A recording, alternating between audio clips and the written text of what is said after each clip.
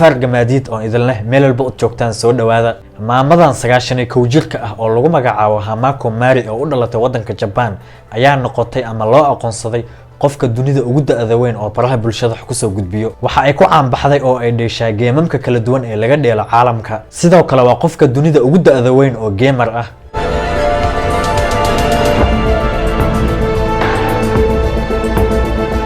gamer kaliya kuma ekee waa vlogger waxay sameeysaa muuqaalo vlog ah maamadan waxay caan ku tahay oo ay taageerayaasheeda ugu bacaan gamer grandma oo macnaheedu ay tahay ayeeyada gameka ciyaarista gameka waxay soo bilowday sanadii 1981 ayadoo 51 jir ah waqtigaasna waxay ku bilowday game caan ka ah wadanka Japan oo lagu magacaabo Cassette Vision waxayna sheegtay maamadan waqtigaas ay dhalinyarada ahayd in maalinkii 8 ilaa 9 saacadood ay uga bixi jirtay inay ciyaarto game本当にね、会ったことないです。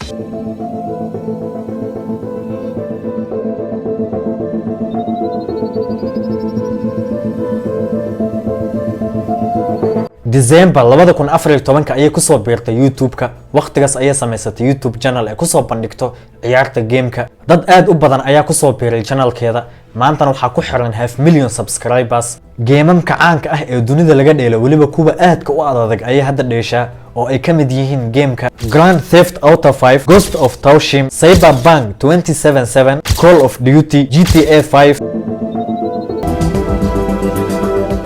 maamadan waa yeelka ah game dunida laga ciyaaro oo aysan dheelin ma jiro maamadan hadda da'deedu waa 91 jir waxayna sheegtay in maalinka ay ku qaadato ciyaarista halkii game 3 ilaa 4 saacadood maadaama hadda ay noqotay qof waayeel ah oo aysan u ciyaari karin sidii waagii ay dhalinyarada ahayd Guinness World Record buugga dhacdooyinka adduunka ayay ka soo muuqatay waxaana la guddoonsiiyay shahaado cadeynayso inay tahay qofka dunida ugu da'da weyn oo YouTuber ah sidoo kale baraha bulshada wax ku soo gudbiyo maamadan waxa la weydiiyay su'aal ah geemamka ay ugu jeceshahay oo waqtigeeda ugu badan ay ku bixiso waxay sheegtay geemka ay ugu jeceshahay inuu yahay Call of Duty